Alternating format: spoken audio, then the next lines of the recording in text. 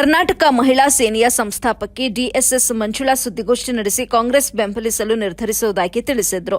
ಈ ಸಂದರ್ಭದಲ್ಲಿ ಕರ್ನಾಟಕ ಮಹಿಳಾ ಸೇನೆ ಹಾಗೂ ಜೈ ಭೀಮ್ ಭಾರತ ಸಂಘಟನೆಯ ಸಂಘಟನೆ ಸಂಸ್ಥಾಪಕ ಎಸ್ ನಾರಾಯಣಸ್ವಾಮಿ, ಕಾರ್ಯಕರ್ತರಾದ P Vijayakumar, bank Narayanaswamy, KK Nalini, K Mahalakshmi, Venkatachalapathi, Mahesh Babu, MV Gajendra, V Anand, Venkataramanappa, N Nisarga, Ratna, ಪದ್ಮ ಮತ್ತಿತರರು ಇದ್ದರು. ರಾಜ್ಯ ಸರ್ಕಾರ ಮಾಡ್ತಾ ಇರೋದು ನಮ್ಮ ಹೆಣ್ಣು ಮಕ್ಕಳಿಗೆ, ನಾನು ಬೇರೆಯವ್ರ ಬಗ್ಗೆ ಮಾತಾಡ್ತಾ ಇಲ್ಲ, ಹೆಣ್ಣು ಮಕ್ಕಳಿಗೆ ತುಂಬಾನೇ ಅನುಕೂಲ ಮಾಡಿಕೊಟ್ಟಿದ್ದಾರೆ. ಸ್ವಲ್ಪ ತಕ್ಕ ಮಟ್ಟಕ್ಕೆ ಮಾಡಿಕೊಟ್ಟಿದ್ದಾರೆ. ಆ ಋಣನ ನಾವು ತೀರಿಸಬೇಕು ಅಂತ ಇವಾಗ ನಾವು ಕಾಂಗ್ರೆಸ್ ಬೆಂಬಲ ಕೊಡಬೇಕು ಅಂತ ತೀರ್ಮಾನ ಮಾಡಿದ್ವಿ. ಹೆಣ್ಣು ಮಕ್ಕಳು ಋಣ ತೀರಿಸ್ಕೊಂತಾ ಇದ್ದೀವಿ ರಾಜ್ಯ ಸರ್ಕಾರ. ಗಂಡಸರು ಇವತ್ತು ಮಹಿಳೆಯರನ್ನ ಯಾತ್ರಾ ಸ್ಥಳದಲ್ಲಿ ಕರ್ಕೊಂಡು ಹೋಗಿಲ್ಲ. ಕರ್ಕೊಂಡು ಹೋಗೋದಕ್ಕೆ ಕೇವಲ ಒಂದು ಸಬೂಬು ಇರ್ತಾರೆ.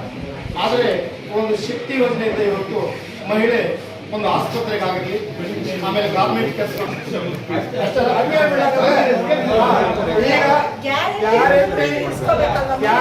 ಯೋಜನೆಗಳನ್ನ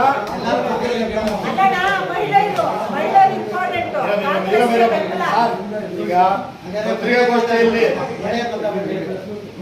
ಪತ್ರಿಕಾಗೋಷ್ಠಿಯಲ್ಲಿ ಮಾತನಾಡೋದಕ್ಕೆ ಒಂದು 2 ನಿಮಿಷ ಅವಕಾಶ ಕೊಡ್ತೀವಿ ಪ್ಲೀಸ್. ನಾನು ನಿಮ್ಮನ್ನು ಬೇಡ್ಕೊಳ್ತೀನಿ.